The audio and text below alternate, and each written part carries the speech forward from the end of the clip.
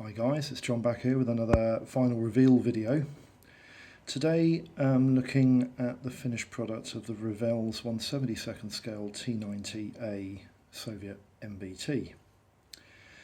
When I did the inbox review on this kit, I was incredibly impressed at the amount of detail, the number of parts and the quality of the parts. This kit is absolutely superb. It's an excellent replica of the T90, and the T90A, as Revell do both kits. They're both on general release at the moment. I've seen them both in the model shops, so you can buy either the T90 or the T90A. And I was very impressed with the way in which this kit fitted together, and the overall general quality of the model itself was exceptional. I've built a number of military armour kits in 76th and 72nd scale, and this one is definitely right up there with some of the best. The kit itself, it's quite a large tank, even by modern qualities of tanks, the modern standards you get. The actual tank itself is quite large. I would say it's wider than a Chieftain. It's lower profile than a Chieftain, and it's about the same length as a Chieftain. And I've seen videos on YouTube of this thing on trials, and it's incredibly mobile. And I would say it's a very worthy adversary for any modern MBT, namely the Challenger 2 or the Abrams tank, or even the German Leopard 2. Very able and capable MBT indeed. But the actual model, I just want to talk generally about the model itself. The kit, the only flaw I had, well, there were two flaws with this kit in my opinion, but one of the flaws was quite easily dealt with because of the side skirts. The tracks on this kit, I was going to do a progress video, but unfortunately I've had issues with my my PowerPoint projection. My PowerPoint program basically won't upload properly on YouTube at the moment, and I think I've ironed out the issues with that. So we should be getting back into build progress videos before we do the final reveal. But basically this kit's tracks were built in two parts at each side.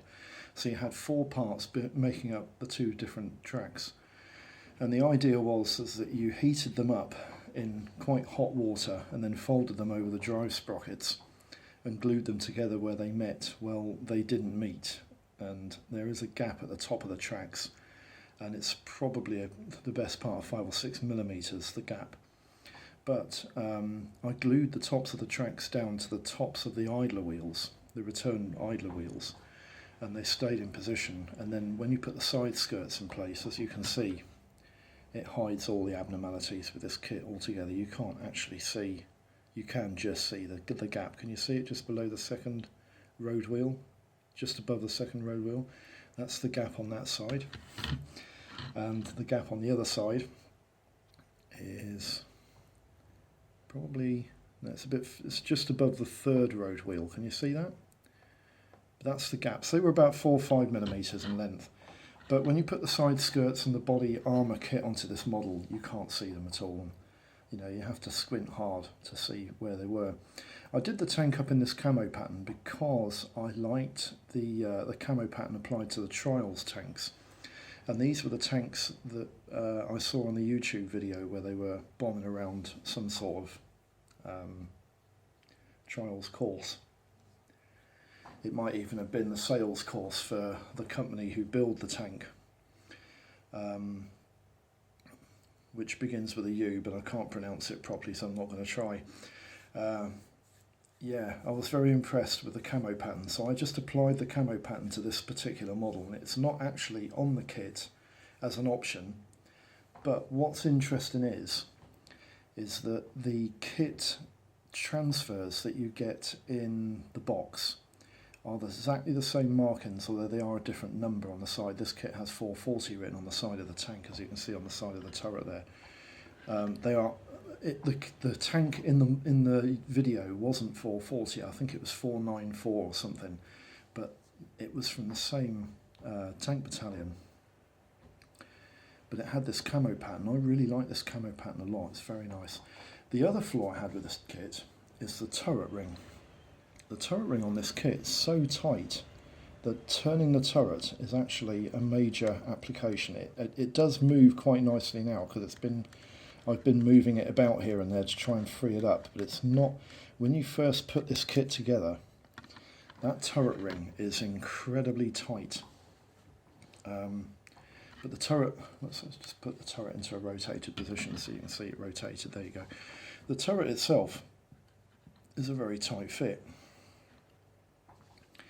but it does move, and whilst you're painting the kit you have to keep prising the turret apart from the paint because the paint just sticks it down even harder.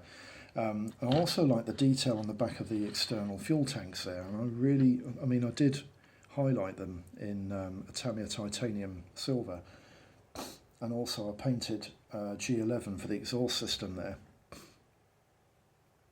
and I think it's worked rather well.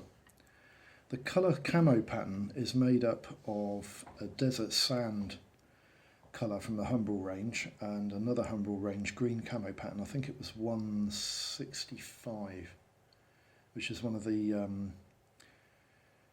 it's one of the olive drabs that Humbrol do in their range, and I think the colours work quite well, and they are pretty close to what was on that video for the trials tank that was going around that course, and I was impressed with the way it looked. It did look very nice.